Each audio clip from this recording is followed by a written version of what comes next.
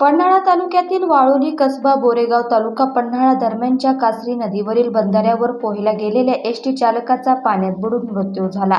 नारायण धोंडीराम जाधव वय 52 राहणार पोहाळे तर्फे बोरेगाव असे त्यांचे नाव असून ही घटना सोमवारी सकाळी 8च्या सुमारास घडली। याबाबत अधिक माहिती अशी की नारायण जाधव हे गेल्या 25 वर्षापासून एसटी महामंडळाच्या संभाजीनगर आगारात चालक म्हणून कार्यरत होते। ते रोज सकाळी कासरी नदीमध्ये पोहायला जात असत। पट्टीचा पोहणारा म्हणून त्यांची परिसरात ओळख होती।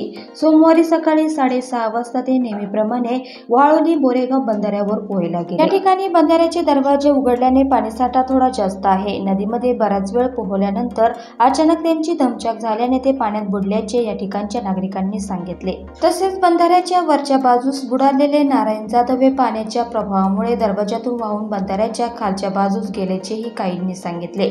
शोधाशोध करूनही ते सापडले नसल्याने सकाळी 10च्या सुमारास पोलीस व रेस्क्यू टीमला बोलावण्यात आले। त्यावेळी सुमारे 6.5 तास शोध मोहीम चाललेली। दुपारी 4:30च्या सुमारास त्यांचा मृतदेह सापडला। घटनेची नोंद कळे पोलीस ठाण्यात झाली असून पोलिसांनी पंचनामा करून मृतदेह शवविच्छेदनासाठी CPRला पाठवला। मृत नारायण जाधव यांच्या मागे पत्नी, मुलगा, 2 विवाहित मुली, आई असा परिवार आहे।